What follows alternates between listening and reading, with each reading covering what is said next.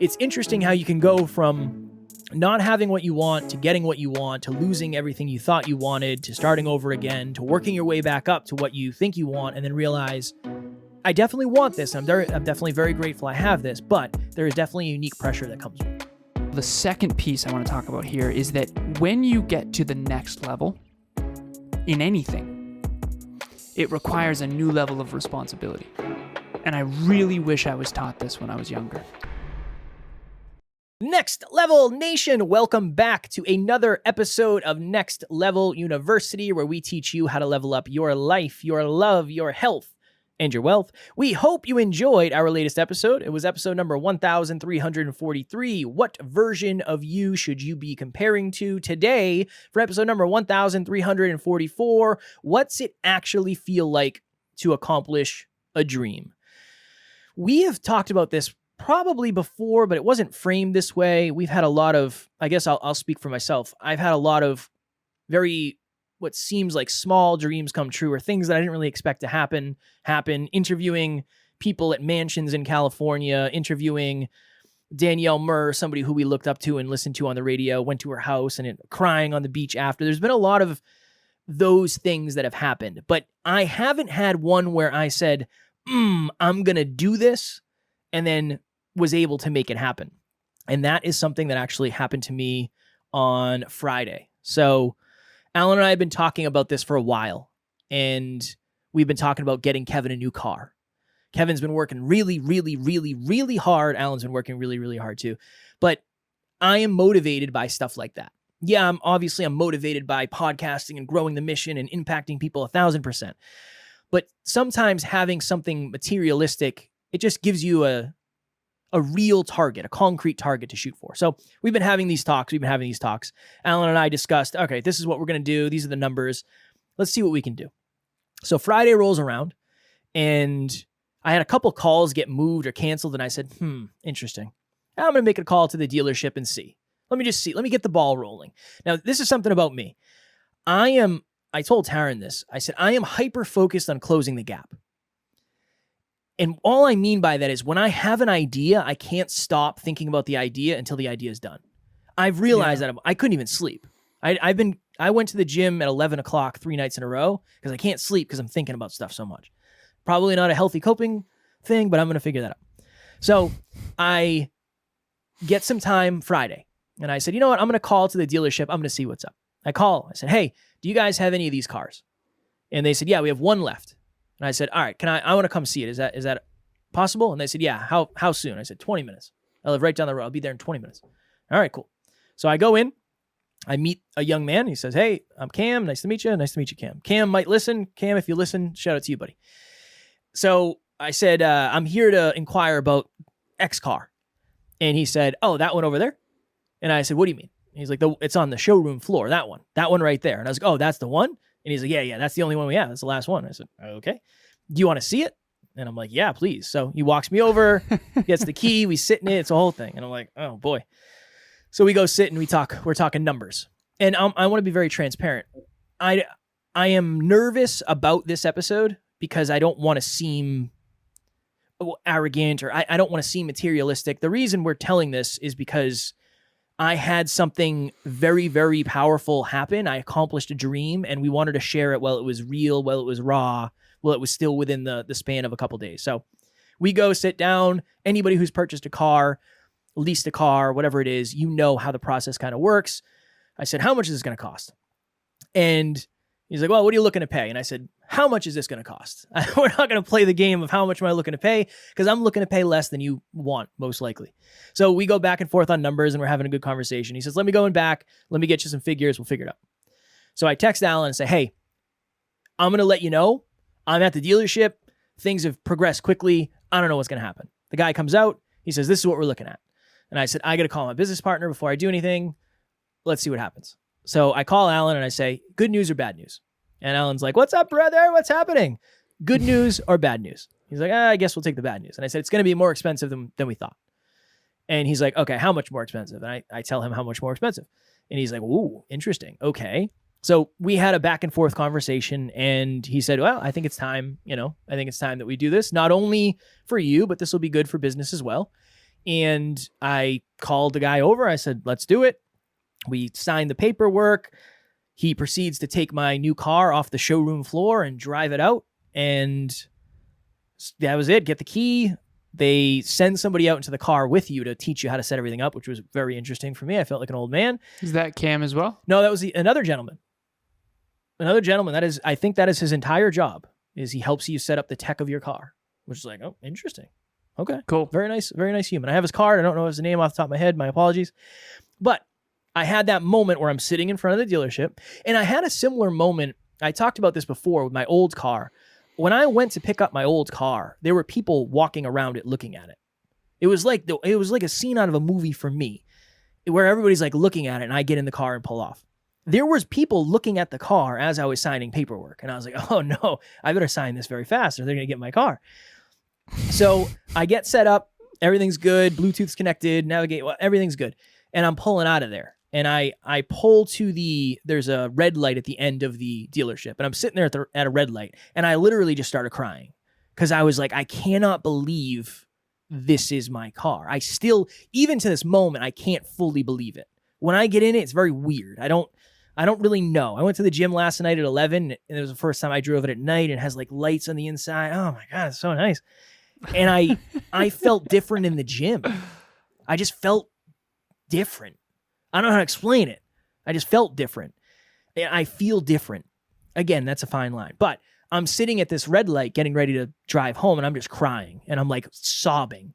Because, again, 6 years every single day, grinding, and finally, I don't want to say finally. I mean, we've had so many amazing accomplishments, so many kind words from the community. I don't want it to make it seem like that.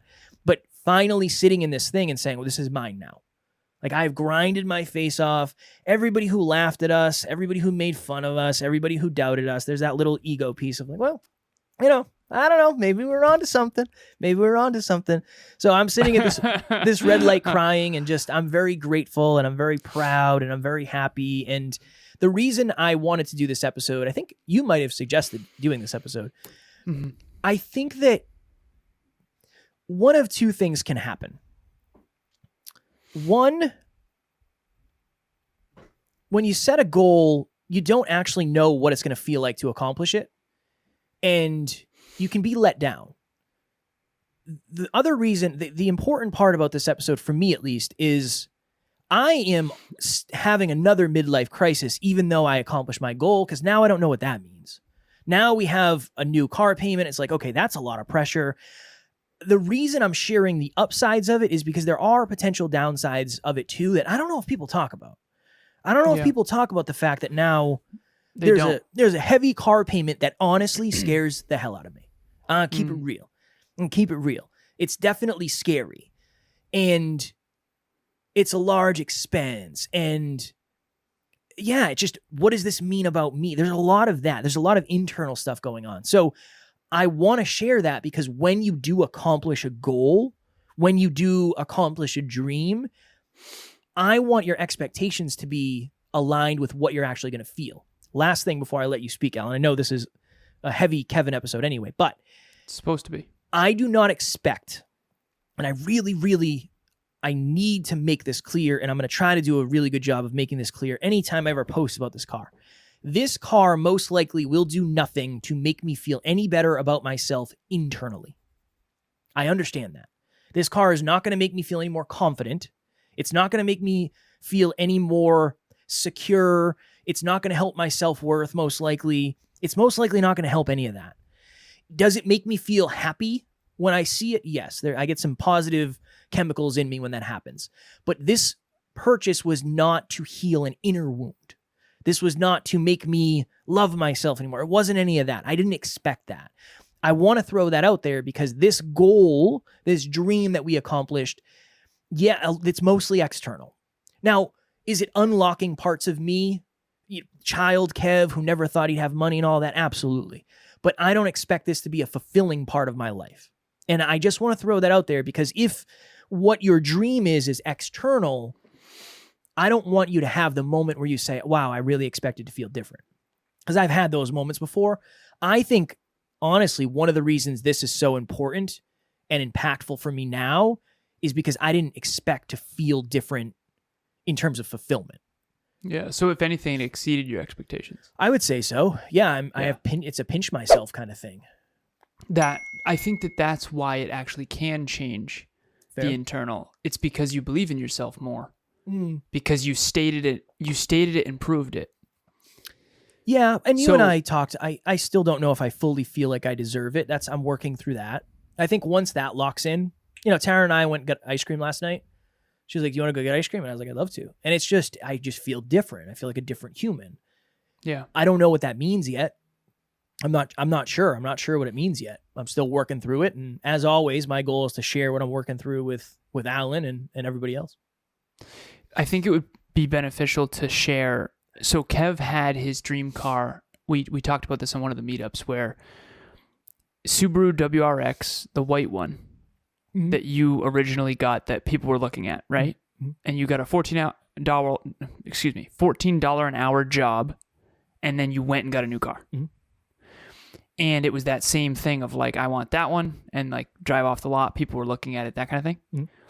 Then you had another WRX, and that was the one that you and I used to travel in all the time. Mm-hmm. And I think that it would be powerful to share the story of having lost that.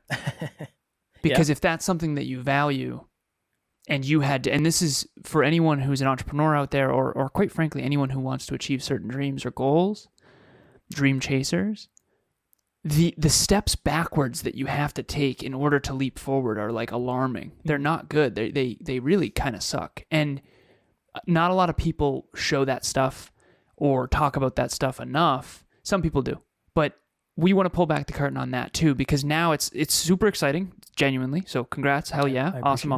And I think when it comes to the math, I also want everyone to know that this is not an impulsive, bad choice. Yeah. This is like very calculated. We've been talking about this for a long 6 months. Yeah. A long period. Basically 6 months. Yeah. And that's why I was like, dude, are we just let's just do this. Like, what are we going to do? Have you go search for a different, like, at the end of the day, let's move forward. Right. But I want to share this part too.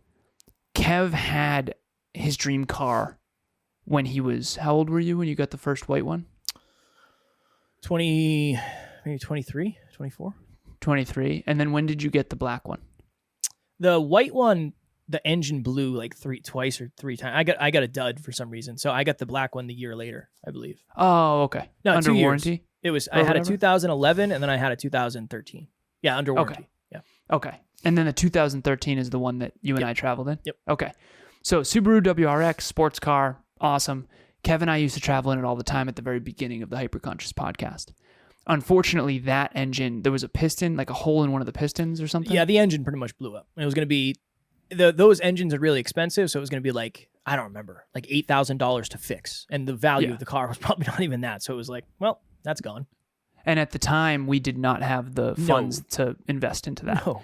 Which was probably really hard for you. So can you share your experience having to go and like step down to the car that you, Well, because I think that would provide context, because it's really awesome that this happened. But I think what's more powerful for our listeners in some ways is like how you had to kind of trade in your dream car in order to get your better dream car later. Well, here's the this is kind of, if you've listened to us for a while, I think you know that, obviously you know Alan and I are very different. I do like nice things. I've always liked cars. I've always had a thing for cars. That's just always been a thing for me.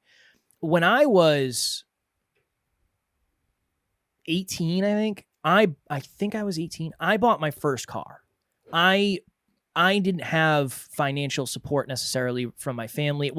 There was no hand-me-down car. That wasn't in the cards for me. And again, all things considered, that's fairly normal, and there's far worse things you can deal with. But I remember I bought a 1995 Mustang, white, 144,000 miles on it, covered in dust, dirt. It was dirty. Washed that thing up, boom, nice. Got my first car. So $1,000. I worked at the gas station. I put $1,000 down. I bought my first car. Then I went to get a new car. I went to get a new Mustang, 1997 Mustang, black, GT, loud, faster than the other one. I remember I went to the dealership. My mom, my grandmother, and I went to a dealership. And it was $6,995. And they were like, "You have a cosigner or anything? Your credit's horrible." And I was like, "Nah, just me." They're like, well, it's going to be a 21% interest rate. And I was like, I have no idea what that means. How much is this going to cost me? So that ended up costing me, I mean, you could probably do the math. $7,000 car probably cost me 12, something like that in the long run. So I end up getting that. Cool, pay that off. Then I end up getting the white Subaru WRX. I get the black Subaru WRX. For me, a lot of this is the fact that I didn't believe I was ever even going to get the white Subaru WRX or the black Subaru WRX based on where things started. So here we are, I don't know, 2 years into business, maybe 2.5, 3 years into business. Alan and I have a studio. And that's where we go. We go a couple times a week, usually at least on Monday, maybe Monday and Wednesday if we have an interview. And I remember my car was having problems where it would just stall. And this is like some movie shit. Pardon my French. Roll up to the red light, my car just shuts off. It's like, okay, all right, cool. So, all right. If you like went below 10 miles an hour, it would just shut off. And you'd have to start it while you were rolling. It happened with me and Taryn all the time. So that happened to my car. Then it got Which, by the way, is really embarrassing trying to take someone on a date. Well, luckily, we were already in love, so I was covered there. Yeah. The car was nice enough in the beginning to maybe have some credibility. Another thing happened. I remember my brakes went. So here I am. This was in Worcester still. This was like before all this happened, before I moved in with Taryn.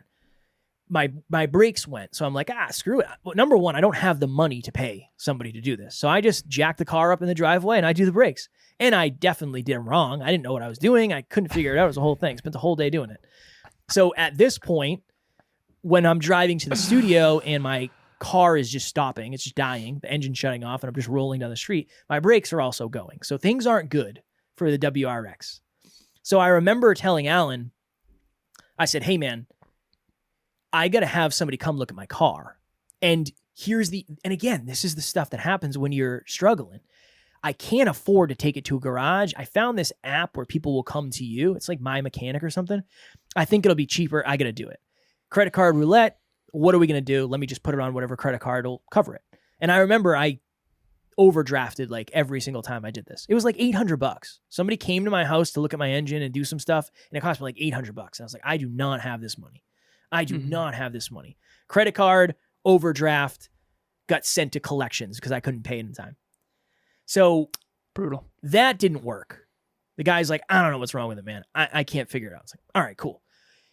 He actually came back again because I had something else going on, and he's like, this is the problem. This should fix it. Didn't fix it. That was like another $500. So I'm $1,300 in the hole at this point. So I remember driving to the studio one day, and I was like, hey, I gotta call this place. I was recommended this place. It's a Subaru specialist. I think this guy will be able to tell me what's going on. So I remember calling that day. And I set it up. I went and got a loaner car from him. I dropped my car off and was like, all right, man, I'll call you when I know. I think it was the next day or a couple days later, you and I were in the studio and I got the call. And I remember the guy, he was like a really nice guy, very, very nice guy. He said, hey man, so here's the thing. This is blown, and this is blown. It's not good. And I was like, what level of not good are we at here? And he's like, you're going to have to replace the whole engine. And you're looking at, again, I think it was 10 grand. He's like, you're looking at 10 grand. And I was like, I'm not looking at anything. No possible way. I don't have $10,000 to put into this car. So you and I started talking. Like, what do we do? And you said, I think you just give it to him. Like, see how much money you'll get for it. And I was like, no way. I'm going to get like $2,000 for my baby? What am I going to do? So I call the guy back after talking to Alan. And I was like, how much, what would you give me for it if I just gave it to you? I mean, you already have it. It's got, I'll give you I have tires that come with it. Like, what would you give me? And I think he said 1,500 is the best I can do. And I was like, well, 1,500 it is. So that was that. Those days were different, huh? It was brutal.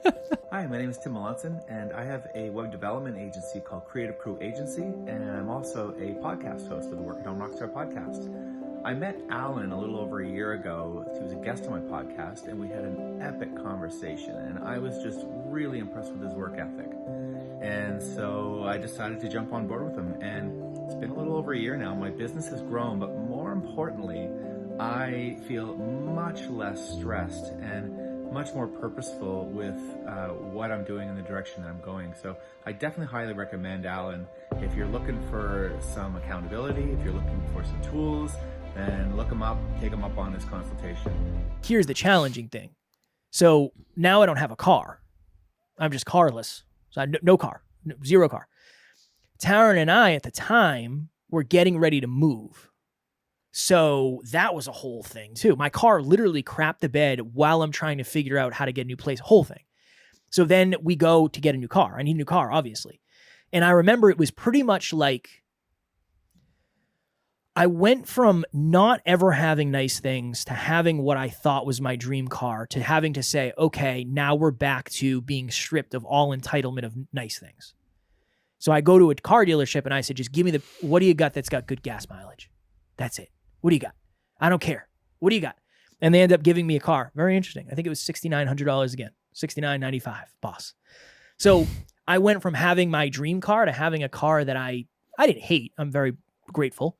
But I went from having all the significance of having my dream car to going all the way back to having no significance and feeling bad about what I drive every single day. Now, again, I understand that's a first world problem, but the point of it is I had to go all the way back to starting over.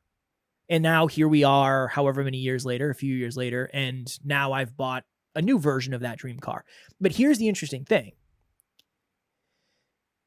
This is the big takeaway I want for this episode.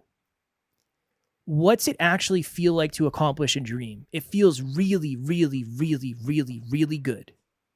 And then it feels really, really, really, really, really heavy knowing you have to do better at every single thing you did in order to accomplish the dream. That is the unique balance that I don't know if people talk about. Because now trust me, I'm working harder. I have to. The level of work I was putting in before or the level of intentionality or whatever it is isn't enough now. So it's interesting how you can go from not having what you want to getting what you want to losing everything you thought you wanted to starting over again to working your way back up to what you think you want and then realize I definitely want this. I'm definitely very grateful I have this, but there is definitely a unique pressure that comes with it. The only piece that I would add to this, and well said, by the way. I appreciate it. Excellent episode. First of all, dream chasers out there, achieving dreams are everything. And I think that at the end of the day, and this is what I shared with Kev, so I'm actually just going to read it. But let me find it here. I didn't plan on this. I said, congratulations again, brother. I know that was a huge dream come true for you today. You do deserve and have earned being able to achieve your dreams, Kev. I may not relate to cars, but I can damn sure relate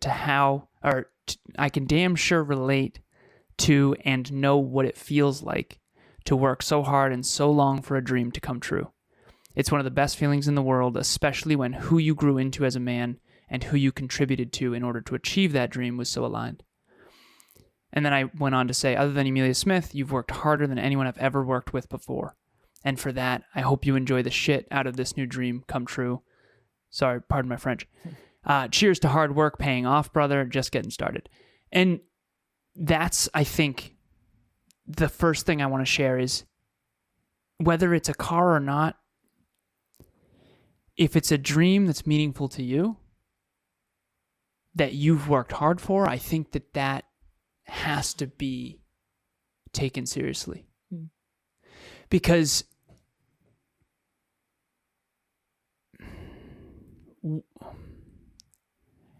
for everyone listening right now, it's probably not a car for you. Maybe it is.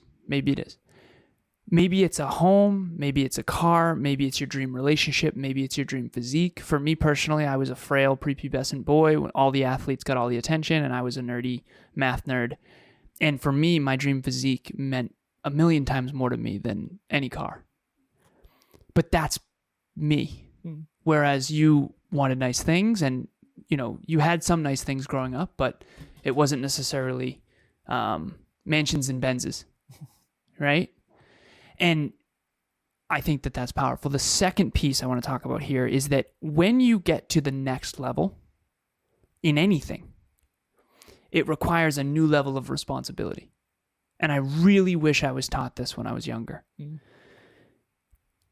my relationship with Emilia is by far the best thing that's ever happened to me. And it's beyond, quite frankly, my wildest dreams. So for me, that was one of those things where I didn't expect it, which made it just unbelievably special. But I also want to make clear that the responsibility that I now put on myself in order to be the man that can earn that every day is heavy and challenging. And so whether it's a car or a home or your dream body when you get it, and Kev, I know you know this, it requires another level of dedication to keep it. Oh, yeah. Otherwise, More. it does go. More. Yeah, more dedication. Mm-hmm. And that's, I think, the piece that people maybe don't talk about enough, that we want to talk about more, which is, that is awesome. And hell yes. And that's going to be a whole nother next level for us. That's great. Okay. And I'm going to get your old car, which is way better than my current car. So it's a win-win. Mm-hmm. But are we going to take another level of responsibility, right? You want a beautiful family and you want an amazing car and you want that dream home. Proverbially, these listeners, us, all of us, collective us. Do you also want the responsibility that comes with that? And I think that there is no true success without an additional layer of responsibility. And that's something that I don't think I knew as a kid. And that would be the only lesson I would have. I would add one thing, just because you're very well worded. Last night when I was going to bed, I said, I don't want the responsibility. I literally had that moment of like, I don't know if I want this. Literally. And I went to the gym. Yeah. I couldn't sleep. Because I do want you to know mathematically we're good. Because I know. Remember when the credit card payment was $800 and we paid off all our debt once we had that big month? Yeah. It's basically like that. Yeah. We just got that back. I know. Right? I know. So mathematically, I know what you're saying, but it's just a heavy weight. That's all. It's a new heavy weight. That's the interesting thing is like, the dream is great, but it holds space. It's a weight. Imagine going and buying a $3 million house and then realizing like, oh, my mortgage payment's $8,000 a month. Ah, interesting. A lot more than that. Yeah, whatever it is, $15,000 a month. Yeah. That. Now, again, even when you do the numbers, we did the numbers, that I just want to share that. I don't want to be Joe Cool. It's like, I got a new car, I'm the man. And I'm going to really genuinely try to do my best when I post about it to share that. Because that's the thing that I think is missing with people. It's like, there's a pressure that comes with that, and go ahead. And the pressure brings more growth. Of course. So you and I, we are living our dream life at, back then, even just hearing you talk about the studio and when we couldn't afford muffins, we joke, our credit card got declined for coffees and muffins once. That was a tough moment. It was brutal. Genuinely. Yeah. Especially as two young men who at one point made well over six figures and then went all in on a dream and went all the way back to, they let you go right past zero. They don't care. Yeah. They let you go right past zero, which we did. But now having climbed out of that hole and been back to bettering our best, it's fascinating to look back and realize that it was still worth it anyway. Yeah. We have all the added responsibility. And I think that we will all, on some level, this is the last thing I'll say on this episode, but I need to share this. I was watching a movie earlier called Heavyweights. It's a funny Disney movie comedy from the mid-90s, I think. I used to watch it when I was a little kid in my aunt's house, and it was on VHS, so that's how far back this goes.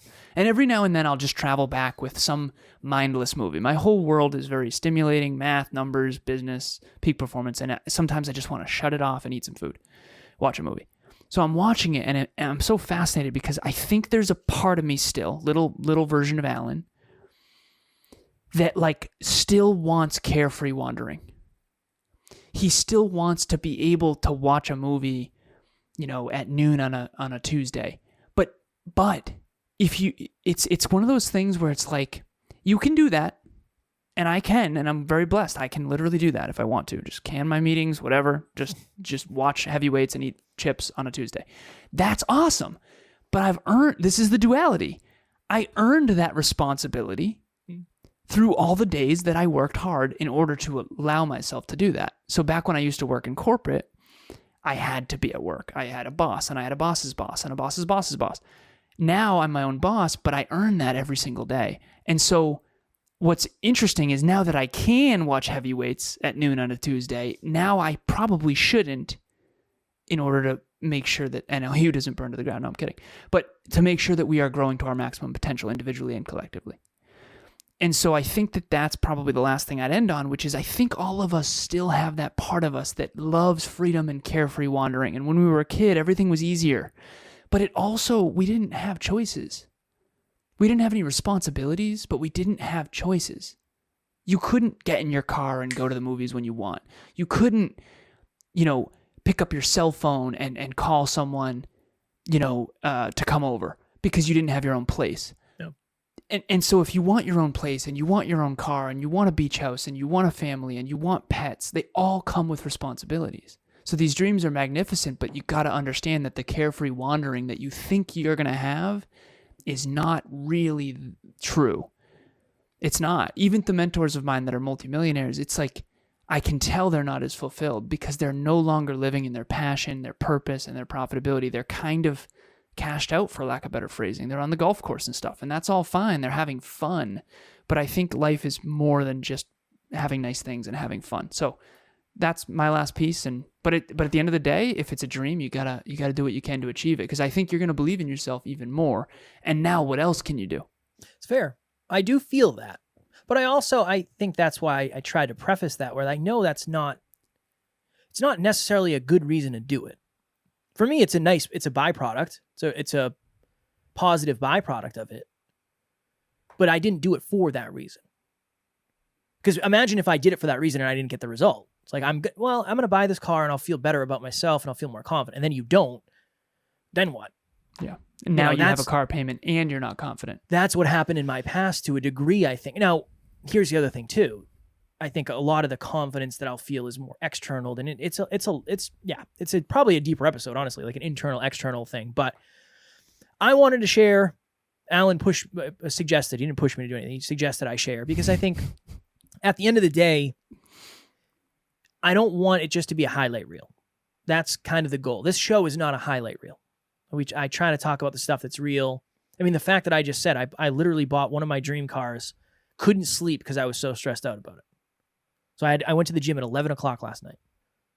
I was laying in bed in my dream car, one of my dream cars. I was laying in bed and I was like, well, this is not going to work. I just too many things. Like, when do I need insurance? When do I need to get the title? Yeah. How do I get Alan the How do I get Alan the other car? Yeah. It's the whole thing. So yeah. I just wanted to share that openly, honestly, and vulnerably. Next Level Nation, if you are looking for people that you can share vulnerably with and you can be yourself and you can preface something with, hey, I'm a little afraid to tell you this, or I'm a little afraid, insecure to share this, but I think I need to do it, please join our private Facebook group, Next Level Nation. It's the best group in the world. It might not be the biggest group ever of all time, but it is the best. And we have amazing people in there, and we're grateful for each and every one of you that are in there.